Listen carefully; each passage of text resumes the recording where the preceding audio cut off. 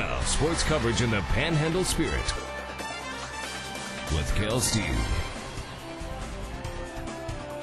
Good evening, sports fans. The Dallas Cowboys are enjoying a much-deserved day off after a huge weekend with the win over Tampa Bay Saturday. Topped by a Giants loss yesterday, the Cowboys find themselves back atop the NFC East. Now, the defense had a lot to do with that, with a terrific performance against Tampa. At his weekly presser, Coach Jason Garrett had high praise for D coordinator Rob Ryan.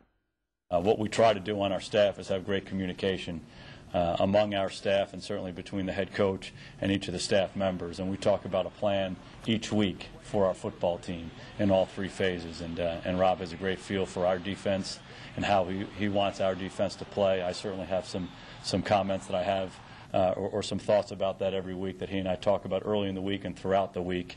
But I just thought he did a great job in preparation, did a great job calling the game. I thought our defensive guys responded really, really well. It was an outstanding performance by them. Now the Pokes could use another strong defensive effort this Saturday. On Christmas Eve, QB Mike Vick and the Red Hot Eagles come to Big D for a huge divisional showdown. If you remember, the Eagles pummeled the Pokes back in Week 8. To the indoor game, head coach Julian Reese and the Amarillo Venom have taken the interim tag off Danny Snyder and made him their permanent defensive coordinator for the upcoming season. Snyder and Reese have played together a long time and have a very close relationship. Now going into the new Lone Star Football League, both coaches excited about new opportunities. I think that we're going to be playing arena rules, so that's a good thing, getting back to the basics that we started off on. So that's going to help us a lot, you know.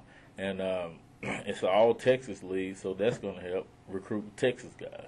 Guys get to leave, and if something happens, they have an opportunity to move to the Arena 1 League. There's no other league that allows you to do that. Even when we played, you know, when teams may have their injuries up in the higher league, making a little more money, but once you sign an arena contract, you're locked. This league doesn't make you do that, and it's a shorter season, so guys can move on and get looked at. Venom open up March 31st. Let's talk some hockey. Stars at home hosting the Ducks. First period, great two-way passing. Brendan Morrow beats goalie Jonah Heller. Stars with an early 1-0 advantage. Second period, Stars on the power play. Alex Goligoski, hard name to say, whales a one-timer. That beats Heller. Stars looking good, up 2-0 at that point. They actually got up 3-0. Then the Ducks came back to tie it, but Dallas prevails. Your final 5-3. And some other hockey news, the Amarillo Bulls continue their roll with another win, beating Wichita Falls 5-2 tonight. It's their league-leading 26th win of the season. The Bulls will now come home. They'll be off this weekend before starting a 7-game homestand starting December 28th. In men's college hoops, 6th-ranked Baylor stays perfect, crushing Paul Quinn 95-54. Not such good news for Rock Chalk Nation. Kansas stunned by Davidson 80-74 tonight, and college football analyst and former SMU star Craig James, get this, steps down in his position at ESPN to run for the U.S. Senate in Texas.